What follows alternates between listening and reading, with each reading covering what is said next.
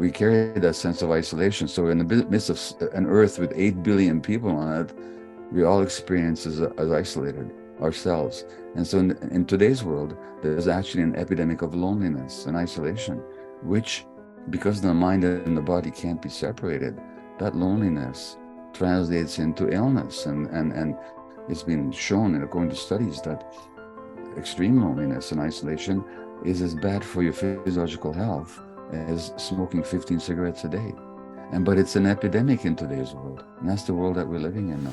Can we start the conversation talking about what exactly trauma is? Because I know, as myself, as a trained medical professional, my perception of trauma is very different than the way that you explain it, and it makes such sense. And I think for so many people that are listening, trauma and the concept of trauma is so controversial and largely misunderstood. Yeah. So the problem with the word trauma is that it's one of these words that everybody's got their own interpretation. So all I can do is give you mine. And in this culture, trauma is both overemphasized, and where it matters, it's not emphasized at all. So often people talk about being traumatized by having a difficult experience. I went on a picnic and it rained and I was traumatized. No, you weren't. You were just disappointed. You weren't traumatized, or I went on a date and it was terrible and I was traumatized. No, you weren't. You just were upset, So not every upset, not every stressful, not every painful experience is traumatic. Every traumatic experience is stressful, but not every stressful experience is traumatic. So trauma comes from a word. But on the other hand, in the medical world, in the legal world, in the educational world, where a deep understanding of trauma is essential, it's absolutely missing. So the average medical student never gets a single lecture on a relationship of trauma and illness, which is scientifically not even controversial. So what is trauma? Trauma is a wound. It comes from a Greek word for wounding. So a wound is where you hurt and the effects of that hurt persist. So psychological trauma is what happens is when we are hurt. And trauma is not what happens to us. So people think of trauma as a war, a tsunami, sexual or physical abuse. Those are traumatic, but they're not the trauma. The trauma is the wound that we sustain as a result. So two people can go through a war. One will be traumatized, wounded, the other one not. Physically, but that's also true psychologically as well. So the trauma is not the experience externally of what happened to you, but what happened inside you as a result.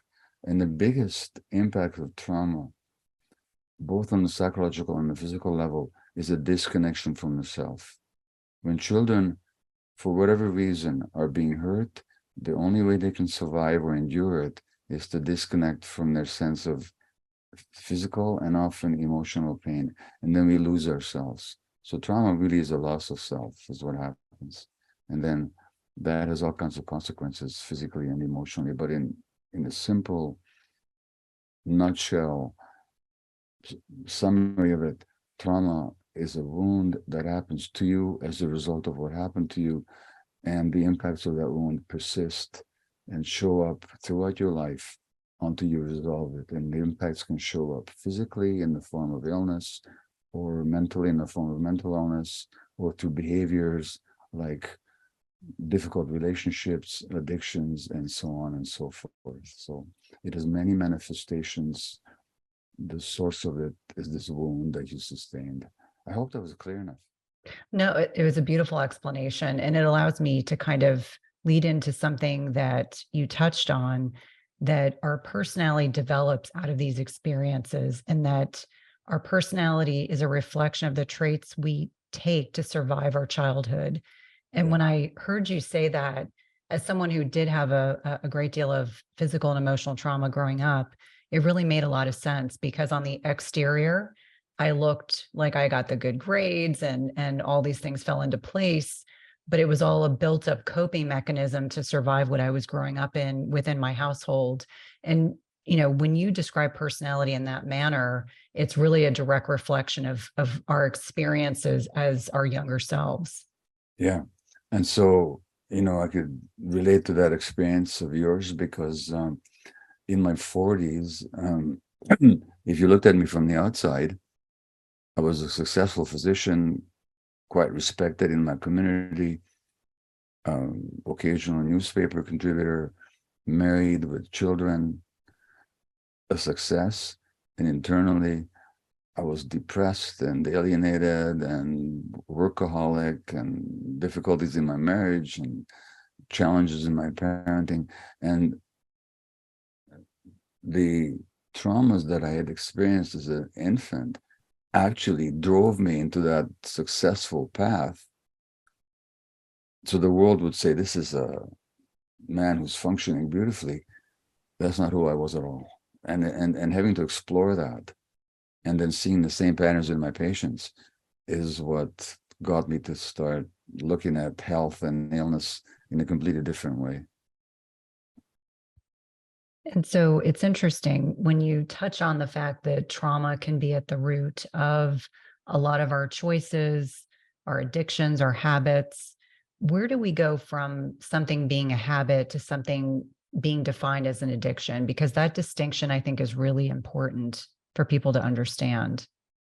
Well, a habit is something that we do habitually. So, I go swimming every day. When I can do that, that's a habit, Now, an addiction, a habit can become addictive depending on how you relate to it.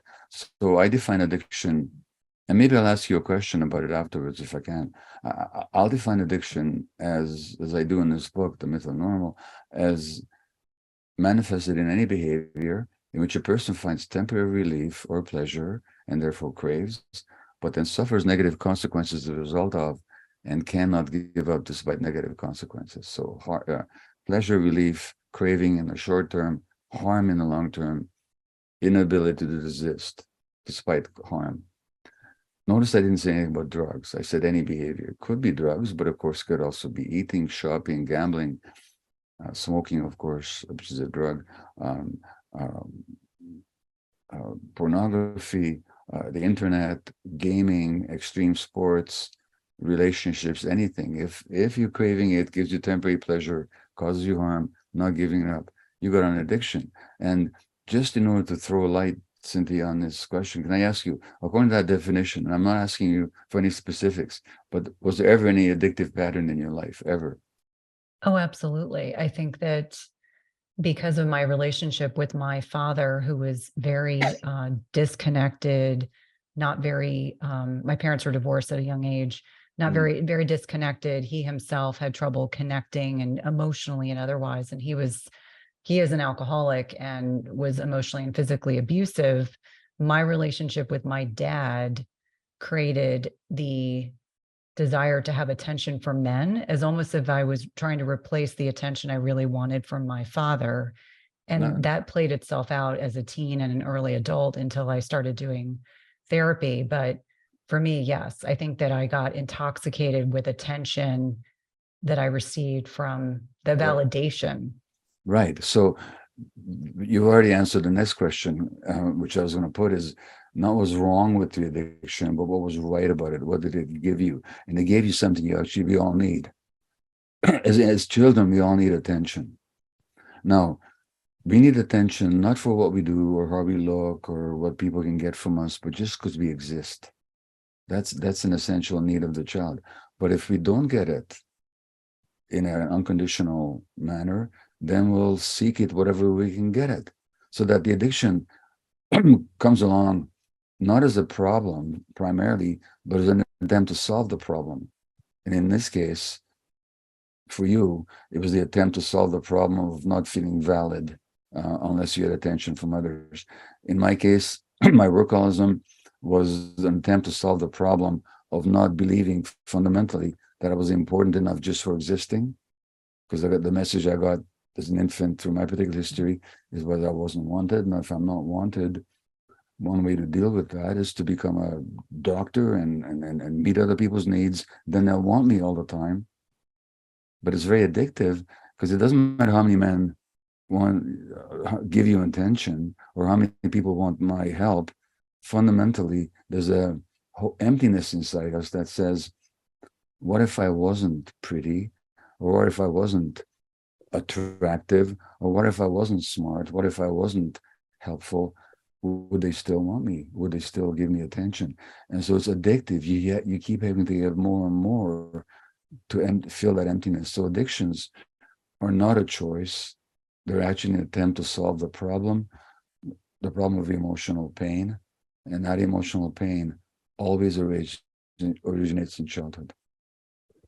And how do we, like, certainly for me, reading your work and listening to your work and reading your book as the parent of teenagers now, it makes me really reflect a great deal on how differently my children have grown up without me even realizing how substantially different their experiences are from where I originated from. And my parents did the best that they could. And a lot of your work talks about intergenerational trauma. And so I think that can be propagated in a lot of different behaviors, whether they're healthy or unhealthy. And in your work with patients over the course of the years, is there any differentiators between whether it's shopping addiction or drug addiction or sexual addiction? Is it all the same when we get down to it in terms of trying to heal this wound, trying to numb our feelings, trying to address uncomfortable feelings? Do you find that one addiction is better than another, meaning more curable? Is that even possible? Well, so for 12 years, I worked in what is North America's, excuse me, most concentrated area of drug use, which is the downtown east side of Vancouver. And if anybody ever visits here, they're shocked by what they see in the street here. People are living in tents, people injecting, inhaling, trading drugs, poverty, they're ill, they don't look well. Many of them have HIV, hepatitis C, and that's where I worked for 12 years. Now, you can't compare that.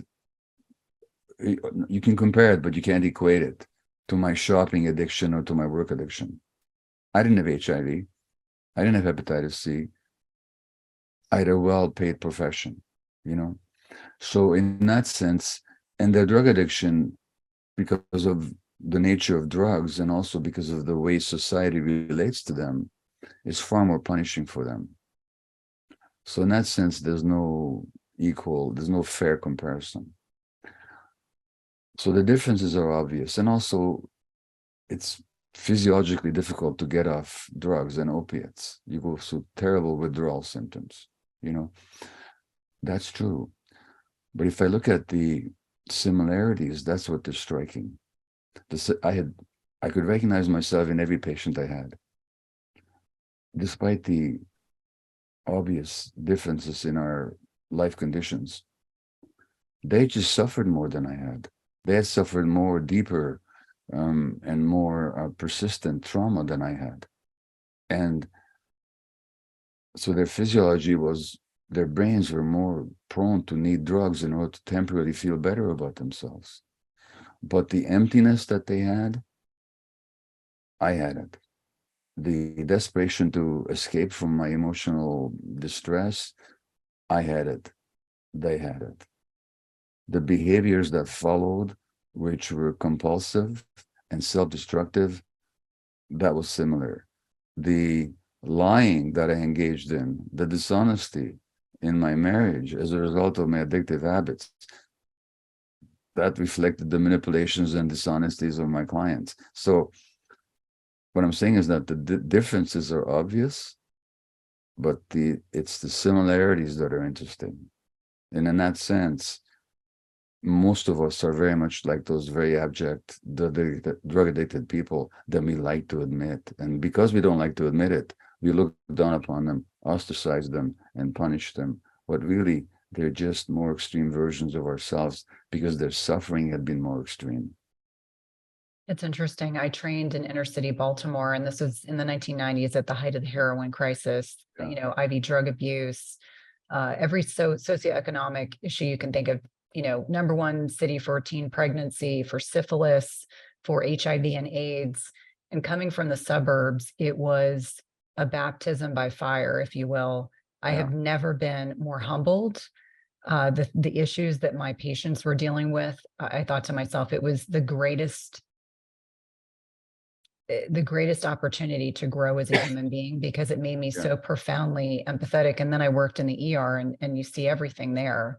Mm. And when we touch on that loneliness, when I reflect back on my childhood, my parents got divorced when I was 7. And my grandmother actually shared with me years later, it was like you went from being a happy child to being like very quiet and very introspective. And that sensation of loneliness and not feeling that at 7 years old, it was very hard to talk to my parents about. And certainly 7-year-old children don't have the ability to talk to their friends about it, not like adults do. And the recognition as I was reading your book of, oh my gosh, that's exactly that feeling that I had as a small child. And that's exactly the feeling I had when I was getting older, and I would get attention from someone and then that attention would shift. It was the same like feeling of rejection that my father gave me. And it Mhm. was a really profound realization for me, especially because I think for so many of us on social media, we want everyone to think everything's perfect. This artifice of perfection, which is, an example of this toxic culture that we're all growing up in. There's a new book actually that talks about some of the themes I cover in my book, but it's all about the way that the tech companies deliberately target the circuits in the child's brain that are more prone to get addicted. Now, it's just a new book. What you talked about not being able to talk to somebody, I would suggest it didn't start at age 7, um, because you mentioned that your father emotionally abused you. I think you said Yes. um, that didn't start at age 7, did it? No. Okay. When you suffered, who did you speak to about it? No one. Okay. Now, this is a question I often ask people. You have children.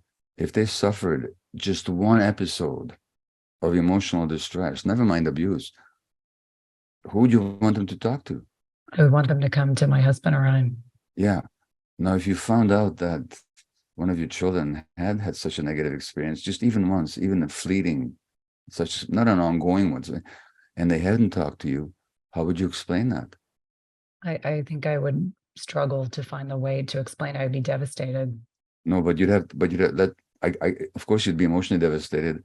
But I'm asking, how would you ultimately explain it? Why? Because because the day that your child was born, they expressed everything. So how would you explain the fact that now at age 4 or 5, they're not talking to me with what hurts them, And I haven't created the environment to allow them to feel comfortable to express themselves. which leaves them how? It leaves them feeling invalidated, lonely. Their needs aren't being met. So I'm saying that that sense of being alone of yours didn't start with your parents' divorce. It long predated it, you I know? would agree with that. So that the sense of isolation. And then the problem is we then carry that into the adult life and the imprint of that isolation until we really learn to deal with it, until we get some therapy or some other transformational experience, falls our way. We carry that sense of isolation. So in the midst of an earth with 8 billion people on it, we all experience as isolated ourselves. And so in today's world, there's actually an epidemic of loneliness and isolation, which, because the mind and the body can't be separated, that loneliness translates into illness. And it's been shown, and according to studies, that extreme loneliness and isolation is as bad for your physiological health as smoking 15 cigarettes a day. But it's an epidemic in today's world. And that's the world that we're living in now. And I feel like with the pandemic, it has probably magnified that, with so many people that were separated from their loved ones, not able to connect physically in person. Have you seen that to be the case in your work as well? What I've seen with the pandemic is largely what you described, because we talk about social isolation. Well, social isolation has been happening in our culture for the last several decades. The sense of isolation statistically has been increasing to the point where in Britain, they appointed some years ago a minister for loneliness. That's bad. That's how bad it has become. That's a product of modern culture, and especially since certain economic, political changes happened about 40, 50 years ago. But under COVID, some families who had not been carrying a lot of trauma, when they found themselves socially isolated, they actually got better because the parents all of a sudden couldn't go to work and they stayed at home. And oh my God, I'm seeing how my kids play. I'm seeing my kids' milestones. I'm recognizing how my kids study. And they reconnected with their kids. In other families, child abuse went up and alcoholism went up. And the number of visits in emergency wards for hurt children went up during COVID. So those that had been fortunate enough to have connected childhoods, COVID actually brought families closer together. And of course, with the help of the internet, they could talk to grandparents and all that. But those that were already isolated or traumatized, it made it a lot worse. So the result has been an increase in mental health issues, in addictions, and so on. It's really interesting because we lived in a very big city on the East Coast. And during the pandemic, my husband and I decided, we didn't love where we lived and we picked up and moved in the middle of the pandemic. We moved to another part of our state. And the mental health benefits of being where we are now, slower pace, less people are friendlier, because now we're technically in the South of the United States. And it's been such a gift and a blessing. And so maybe for some families, the recognition that the pandemic brought some of us together, creating more boundaries for maybe unhealthy relationships where you physically couldn't see them in person, and more boundaries were created in response to that. That's right. When we think about the changes that have happened in our culture over the last 40 or 50 years that you've kind of alluded to, where in your methodology does the degree of materialism that we see nowadays, this conspicuous consumption, best example I can give in the United States, Black Friday, Cyber Monday, people were shopping like crazy from, Thanksgiving through today. Where does materialism fit in amongst all of this trauma and addiction and this epidemic of loneliness? Well, materialism is a reduction of human beings to a very narrow range of their activities and their interests. Basically, materialism basically says that what matters is matter. The more matter I can manufacture, sell, own, control, the more I'm a valid human being. And so the people that we idolize, and certainly who to a significant degree run our society, are people that control a lot of material. And through their control of material, they control a lot of people's life as well. And a guy like Elon Musk, who's in a certain way a genius, but in other ways is completely disconnected from reality, can with the stroke of a pen fire 7,500 people from a job overnight. Now, that's his right to do that, given our current economic and political setup. My question, though, is what is the impact on those 7,500 who all of a sudden are out of a job? Or to the employees that he kept, to whom he said, you can stay on the job, but you're going to have to work longer hours and more intensively. So this materialism and our worship of the two P's, profit and power, actually make people sick, because that loss of control, that loss of meaning and belonging that losing a job means, that sense of invalidation, that uncertainty, those have physical impacts on people's health. Now, when you look at more traditional cultures, it was all about restitution and connection and coherence and harmony and belonging. A totally different set of values, where material possessions weren't the be-all and the end-all. As a matter of fact, here in British Columbia and northwestern United States as well, there used to be this tradition of the potlatch. In the potlatch, what would happen is that either all their relatives and friends invite a lot of people and give everything away to them. And your wealth was measured not by what you kept, but by what you gave away. And so that we have this belief that what we're doing now is normal and this is the way it needs to be. And human nature is grasping and selfish and greedy and aggressive and competitive. So when somebody does something along those lines, what do we say? We say, well, that's just human nature. What about when somebody gives, when somebody's generous, when somebody's kind, when somebody's open-hearted? Do we ever say, oh, that's just human nature? But we don't. So we make a certain assumption about what human nature is. Traditionally, and from the point of evolution, being coherent, living in harmony, contributing, being in community, being connected, being collective is far more human nature than its opposite. So this materialistic culture narrows us down. Matter does matter, but it's not everything. And this culture narrows us down to our most lowest basic denominator. That's what it does. And as such, it hurts us. It hurts us physically, it hurts us emotionally, and it certainly limits us spiritually as well. Well, and it's interesting that the area of the United States that we just moved from, it was very much, the concept of keeping up with the Joneses. That's how people felt. And, Yeah, we made a conscientious decision to leave that environment because I kept saying to my children, this isn't normal and this yeah. isn't healthy. And Mm. it's amazing to be in an environment where there's a lot more income disparity and people living in different, and I just kept saying to my children, when you go off to college, this is normal. It is Yeah. not normal to be, very homogenous in terms of income and the way people live. And it also kind of distracts from what's most important. I think sometimes people get disconnected by the things and it doesn't build or yield more connection. It just yields more time away from the people that they love and care about, whether it's a bigger house, a more expensive car, expensive vacations, etc. And it's something that I certainly have kind of watched from the inside out.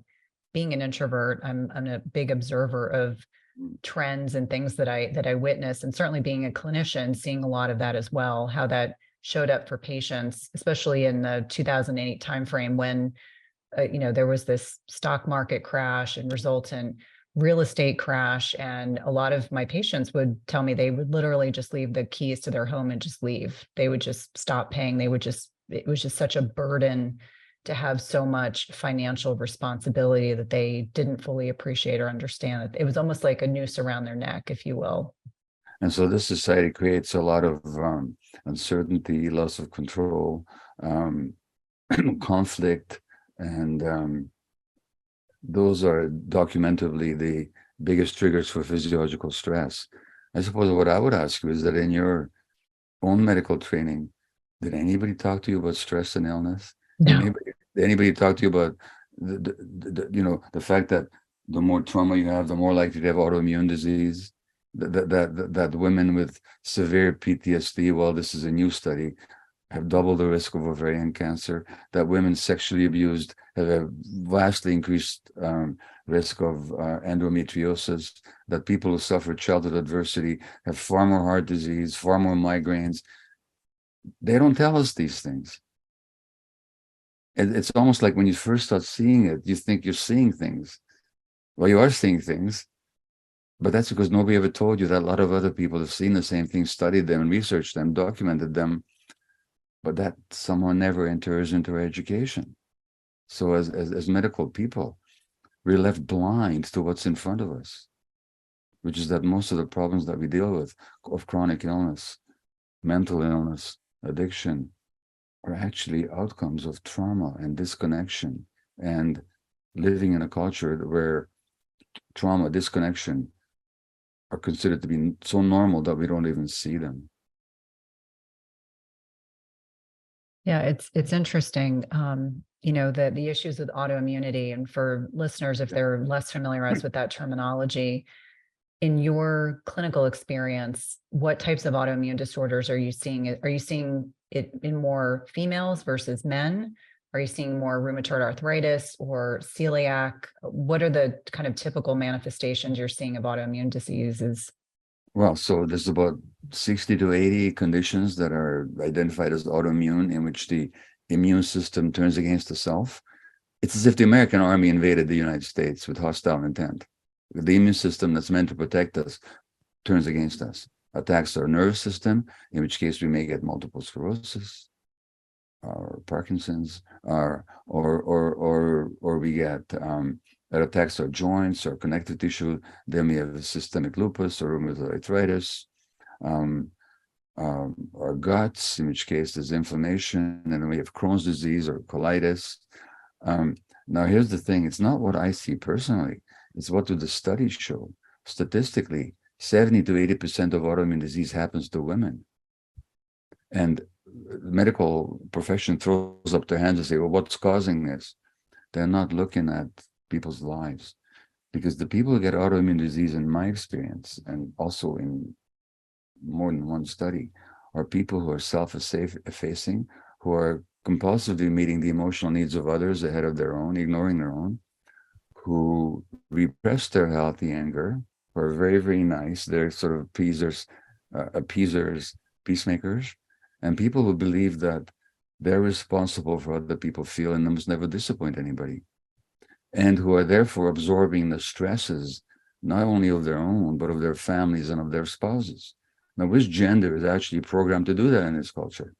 It's females. And that's why women have 70 to 80% of autoimmune disease. It's no mystery. It's only a mystery if you don't understand the unity of mind and body, that emotions are inseparable from our physiology, which scientifically is not even controversial, but which nobody talks about in medical school.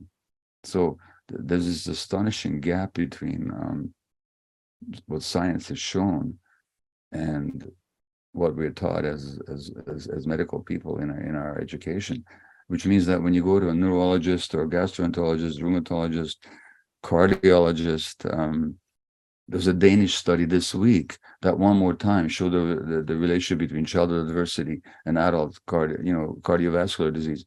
So you go to any one of these ologists, they're going to deal with the organ that's the pathology is showing up in. They're not going to deal with you as a human being. They're not going to ask you about stresses in your life, trauma in your childhood, how you relate to your spouse or your partner, how you feel about yourself as a human being, what your work is like for you. Most of the time, they're not going to ask those questions. And yet, in those questions is the answer to why you got ill and also how you can heal. Because if you can recognize the stresses that you're generating unwittingly for yourself, you can stop creating those stresses. That can make a huge difference to the course of your illness.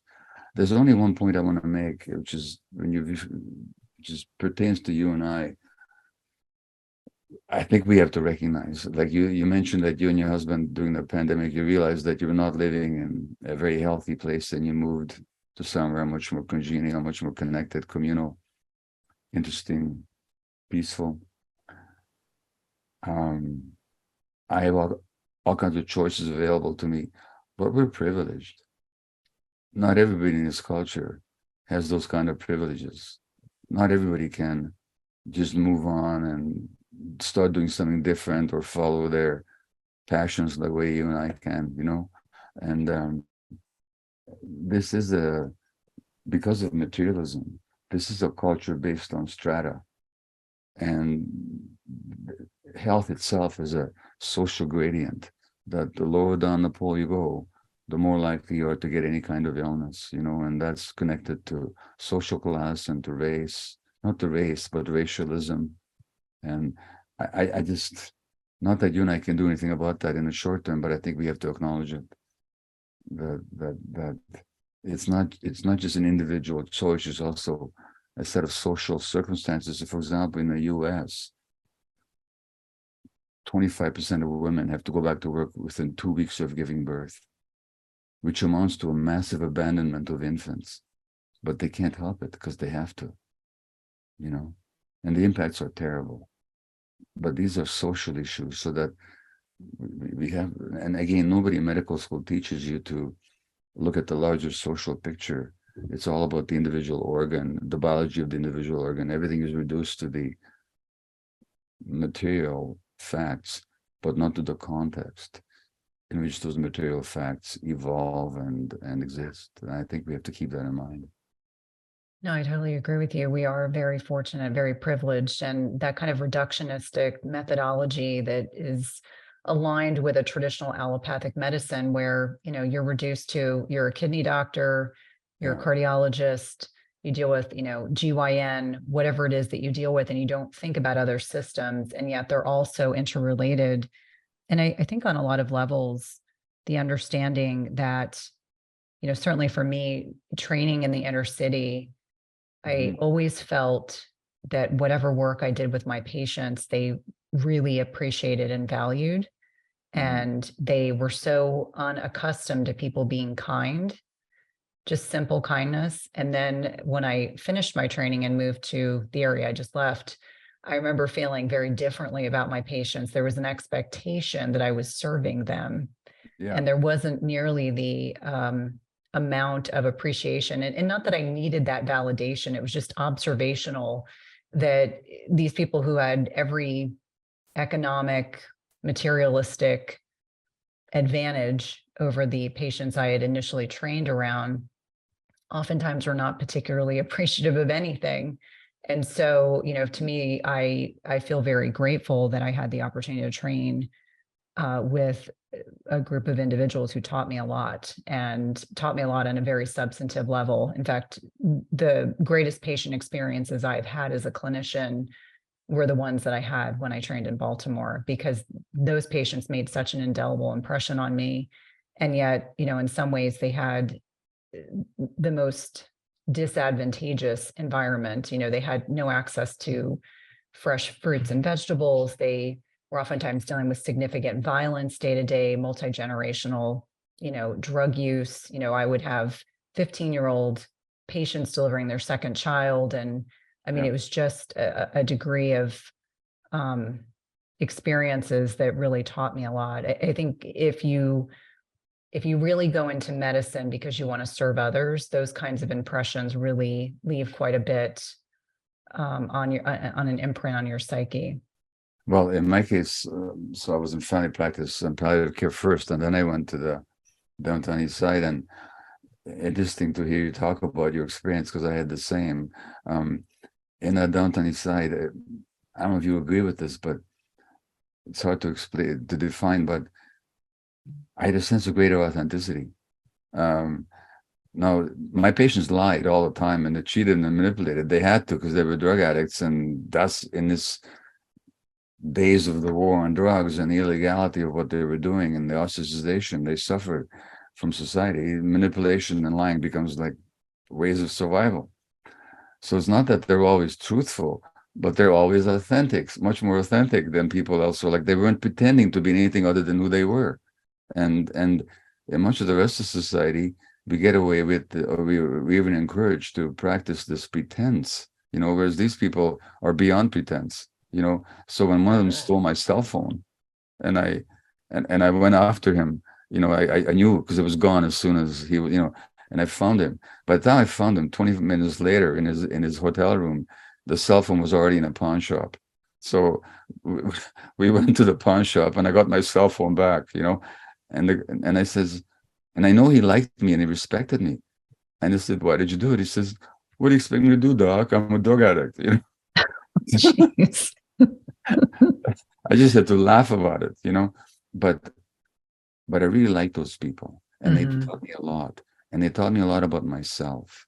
And I certainly had the sense I talked about before as well, is that I could really recognize myself in them. I could recognize a more privileged version of a human being in myself, but not somebody who was quantitatively, I was different, but qualitatively, I was not. And that was interesting to look into that mirror. I can imagine. And, I feel so appreciative and grateful that I had those experiences, because it has certainly allowed me to live a life with a different viewpoint. I think that for those of us that have really served patients in that capacity, we've had patients that have just really, I mean, gosh, you can't help but when you're working with people like that, you hope, if you're not hardened and you're still, able to be connected and attuned to their needs, that you're viewing them from a non-prejudicial kind of mindset. Unfortunately, one of the things I do think happens over time with a lot of clinicians, especially if they're seeing a lot of trauma and violence, and a lot of just a lot of very heavy situations with patients, that they can become hardened, and then they're no longer reachable. It's like they're just hard, and they have this hardened exterior. And as you Yeah. mentioned, that's a coping mechanism. for what we've grown up around. And so you kind of alluded to how our culture can impact our children in negative ways. You mentioned the women that have to go back to work soon after delivering children. I know I went back at 12 weeks, and I remember, even though I work part-time, it felt like the most unnatural thing in the world. Even though I was leaving my children, or at the time I was leaving them with an individual that we thought of as an extension of our family. How do we ensure that our children at younger ages are able to have a healthy childhood, in terms of that attachment process that we've talked about, we've kind of danced around? Yeah. So first of all, we have to get the unnaturalness of our relationship to our children these days, not in a sense to be judgmental or critical of ourselves, but just to recognize it so we can cope with it. So human beings evolved in small band hunter-gatherer groups, and until even our own species, which has been on Earth for 200,000 years, until 15,000 years ago, we were all in small hunter-gatherer bands, all of us. And which means that if our species had been on Earth for an hour, until 5 minutes ago, we lived in a totally different way. That's how natural it is now. Now, that the separation of parents, and even until recently, on the farms and in the villages, kids grew up around their adults in their lives. They weren't separated the whole day. So this idea of separating kids from their natural caregivers for the whole day is very recent. Now, if that's the way it has to be, then let's not assume that it's healthy or natural. So that means let's put a lot more effort into restoring and maintaining that attachment relationship. So at the end of the day, if you haven't seen if your 2-year-old has been in daycare the whole day, don't assume that at the end of the day that he or she or they are still your child. You have to kind of my friend, the psychologist Gordon Neufeld, with whom I wrote a book called Hold On to Your Kids, he says, collect them before you direct them. So that at the end of the day, let's have some rituals where we rejoin, recollect them, bring them under our wing again. Hang around with them, play with them. The family meal that is almost a endangered species. Because even when it happens, people are sitting in front of a screen, not relating to each other. So let's put these rituals into place that are simple, but are designed not for any other purpose, but to reestablish and maintain a connection with our kids. That's the first thing. The second thing is keep these things out of the hands of small children. If I was raising a child today, I wouldn't let them go near a screen for several years, at least, many years actually, except when in my company and very, very briefly. Because this is not only addictive, is designed to be addictive. And as soon as somebody gets addicted, they don't want the attachment, they want their addictive behavior. So trying to peel an addicted kid off their cell phone is like trying to get a drug addict off their opiates. Any parent who's had that experience knows exactly what I'm talking about. Children, in order to develop in a healthy way, they have certain basic needs. One of them is a secure, unconditionally accepting attachment relationship. Number 2, rest. Rest means the child shouldn't have to work to make the relationship work. A child shouldn't have to be pretty, smart, compliant, anything. They should just be able to rest in the knowledge that relationship is absolutely secure. The third need that children have, which is often trampled on in our society, they have to be able to experience all their emotions. And our brain is wired for a whole plethora of emotions, including joy, and playfulness, and curiosity, but also rage and grief and fear. Now, in our society, we punish kids if they exhibit some of these traits. So we tell them, don't experience all your emotions. And some very famous psychologists even advise parents to punish kids if they have certain emotions. And so that's the third need, is to experience all our emotions. And when a child is in grief, you don't say to them, get over it. You acknowledge it and you hold them. And grief happens because a pet dog may die, or you may lose a toy, or Granddad may not feel like visiting you one day, and the child is grieving. Get over it. No, feel it. And the fourth essential need of children is free, spontaneous, creative play. And that's essential for healthy brain development. Creative play is much more important for healthy brain development than intellectual stimulation. That's a scientific fact. When we give, again, I'm riding this horse, when you give this to kids, you're destroying their capacity to play freely and spontaneously. Because it's no longer coming from them. It's programmed by other people. So let's meet those four needs of children. Let's start even before then. The stresses on pregnant women already in a negative way affect the physiology and the brain development of the child in utero. Now, when I went to medical school, maybe we didn't know it then, we know it now. But even today, the average medical student, when they taught prenatal care, take the blood pressure, measure the weight, do ultrasounds perhaps, blood tests, physical examinations, blood pressure. We never ask women about how you feeling. What's your relationship like? What stresses are under? So let's start taking care of our pregnant women so that we can take care of the unborn child, because that child is being affected by the emotional states of the mother. And that could go on. In the book, I talk about this, the medicalization of childbirth, the horrible way in which we've mechanized childbirth. Now we have these great miracles of Western medicine. They can save the lives of children and mothers, and they do. That should be celebrated. But we've overdone it. We've mechanized birth. We've medicalized it, which interferes with the bonding between mother and infant. So there's so much basic stuff we could do that isn't cost intensive. It would cost less money in the long term, but we need to align with nature. And one of the toxicities of our culture is we've become so denatured. We've become so far away. So we have to recognize in all the ways that we've lost connection to our humanity, and we have to reconnect with that humanity. That's what I'm saying.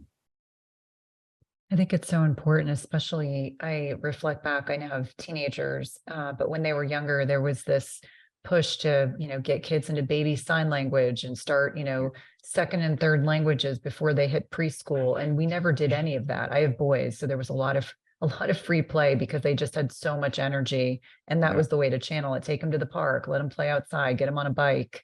Absolutely. Now, one thing that really left an indelible impression on me when I was reading the book was the discussions around multi-generational trauma. As you can imagine, this is an area of particular interest for me, but I think on so many levels, the understanding that these epigenetic changes can make on each subsequent generation. And let's unpack and discuss that a bit, because I know that for many people, they may not be aware this actually happens, but it helps explain behaviors. So trauma is passed on multigenerationally, and 95% of trauma is passed on multigenerationally, which means it didn't begin with anybody. So if you look at your situation, so much as you told me about it, your father was an alcoholic, you said. Now, alcoholism is about one thing and one thing only: to numb emotional pain. In fact, what you say about somebody's drunk too much, you say, oh, he's feeling no pain. So your father was in emotional pain. And hence my mantra on addiction is, don't ask why the addiction, ask why the pain. Now, if your father was in pain, it's because he was traumatized in childhood, as probably were his parents. And so then it comes to you, and he, as a young person, relatively young person, as a child, he hasn't resolved his trauma. He's still engaged in his alcoholism. He's married another traumatized person, because only a traumatized woman would marry somebody who becomes an alcoholic. So now you have two traumatized parents who then bring forth a child. The father's an alcoholic who emotionally abuses his child and maybe physically abuses his child. And the mother is so traumatized, she doesn't intervene to protect the child. Not because she doesn't love her, but because she's prevented by her own trauma from even perhaps recognizing it. Or if she does recognize it, to have the inner resilience and strength to protect the child. So now you have two traumatized person passing on their trauma through their child, through their own particular behavior, which is trauma imprinted and trauma directed.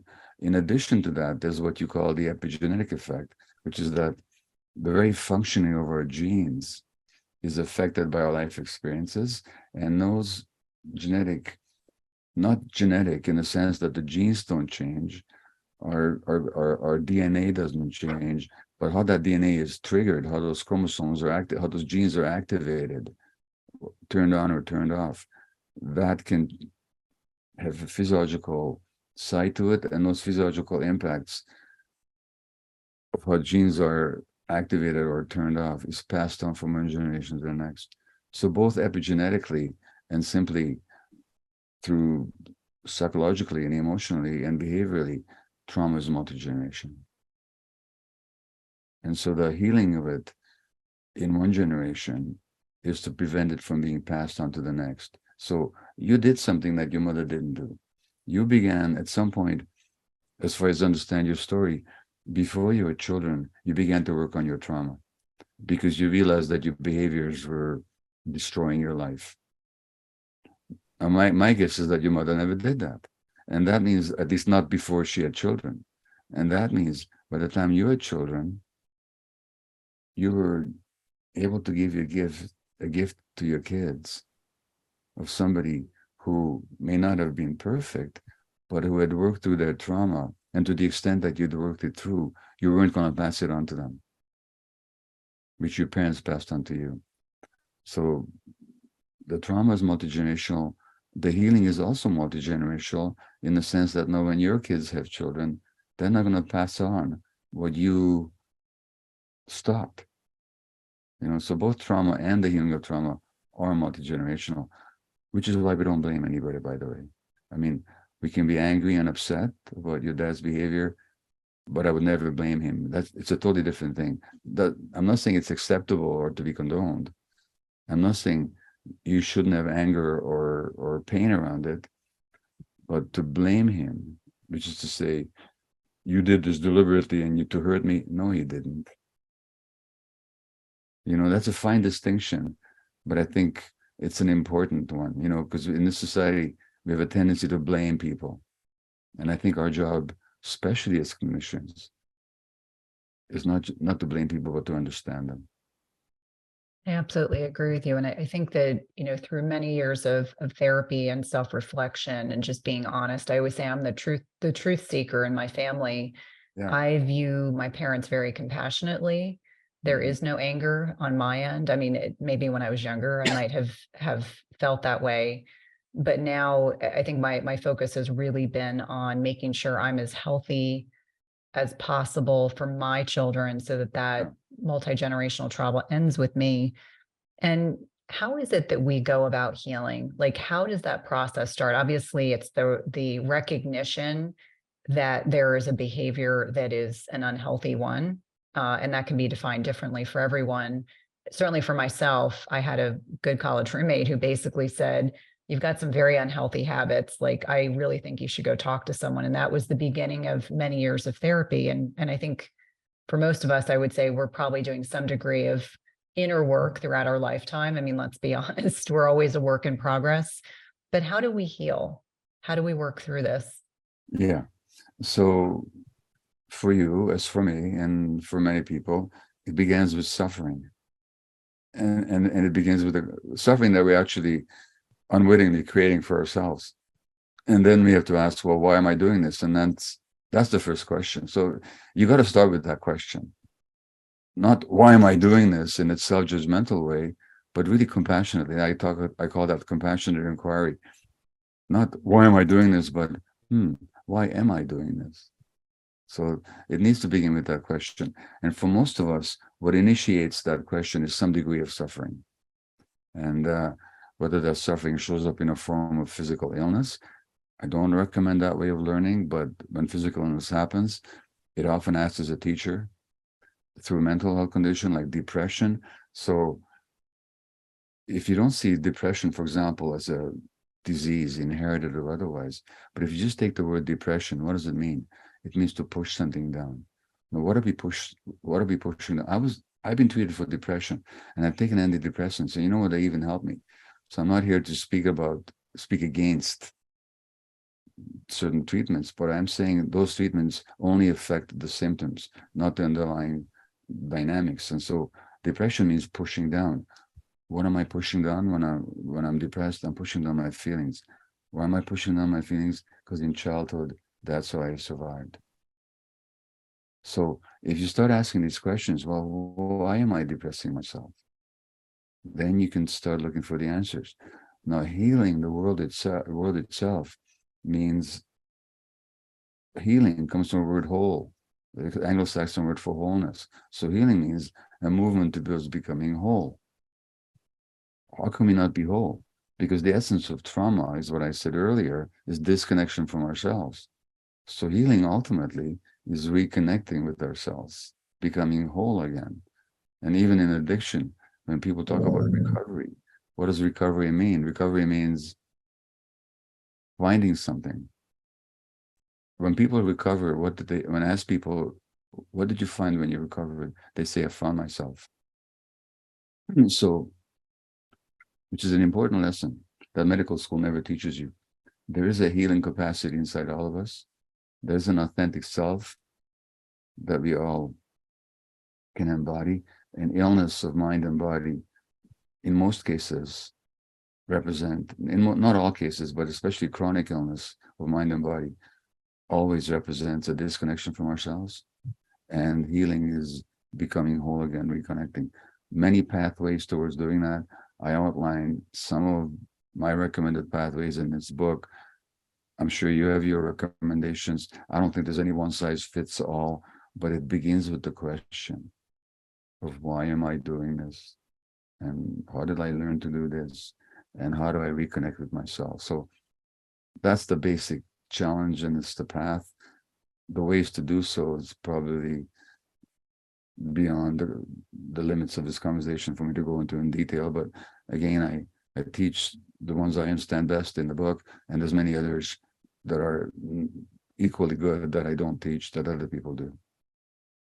Well, thank you so much for this conversation. I've really been looking forward to it. And obviously, my listeners are going to know this is probably the most personal podcast I've ever had, sharing things that I don't often share, but in the context of providing some degree of transparency. This is part of my journey. This is part of my own journey, and sharing my experiences, I think, is really invaluable. Please let my listeners know how to connect with you. Your book is part of my, I always come out with a list every year of books that I think are particularly helpful, and yours is absolutely in there. It's a book that I know I'm going to be referencing for years to come. But let my listeners know how they can connect with you outside of the podcast and get a copy of your book. Well, my book, I'm happy to say, is a New York Times bestseller, so it should be available in most bookstores and certainly online if people want to go that way. This is the fifth book I've written. I've also written on addictions, attention deficit disorder, mind, body health, and parenting. And I'm not going to give you the titles, but people can easily find my books online or anywhere else. There's dozens of YouTube talks that I've given that other people have uploaded and have been seen by hundreds of thousands, in some cases millions of people. Doesn't cost any money. You can check it out. I also have a website, drgabormate.com. People can go on the mailing list or just check out the website for my events. Instagram, Gabor Maté, MD. Not that I ever go on it personally, but I occasionally do live events with other people, like I will with Dr. Shafali in a couple of days from this particular interview. So there's lots of ways to find me. Basically, it's my website, anywhere on YouTube, through my books. I'm not hard to find if you start looking for me. Awesome. Thank you again for your time today. My pleasure, and thank you so much. Hey, if you like this video, you guys are going to love this video, and I'll see you there.